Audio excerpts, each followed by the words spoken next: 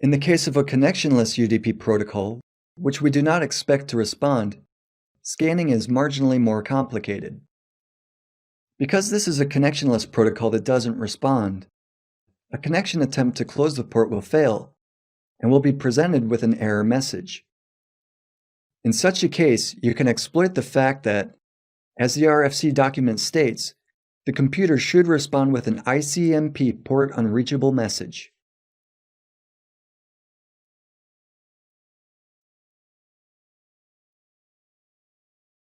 Scanning itself has one basic flaw. It sends back the information about the scanner. It may seem that you can't connect to the target host while remaining unnoticed.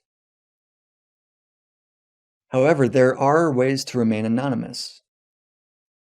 One of them is using multiple fake IP addresses to hide the attacker's identity, but we won't cover this here.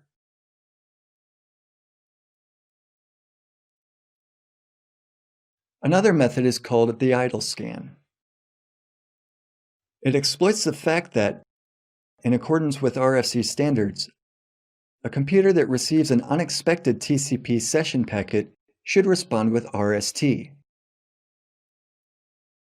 The only exception is when it receives an RST packet which should be ignored.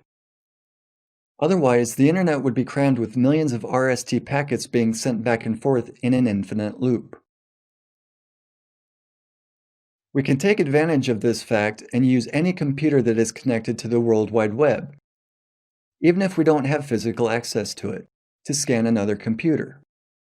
This is the idea behind the idle scan. Please look at the diagram in the slide. It shows the mechanism of the attack. We find a computer that will make an appropriate zombie machine.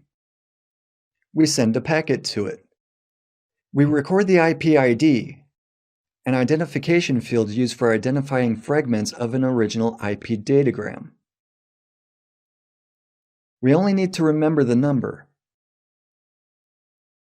Some implementations of operating systems still in use today generate an IP ID number in an incremental and predictable way. Every further packet will have a higher IP ID number. Knowing that, we can send a scanning packet to the target machine. We will use the address of the zombie instead of our own. The target computer will send the response to the zombie in case the port is open. Otherwise, the response will not be sent at all. The zombie will react correspondingly to the packet it receives. It will either send or not send the RST to the target. Then we probe for an IP ID again, and we compare it to the number we got before. If the number has increased by 1, it means that the zombie has sent the RST packet.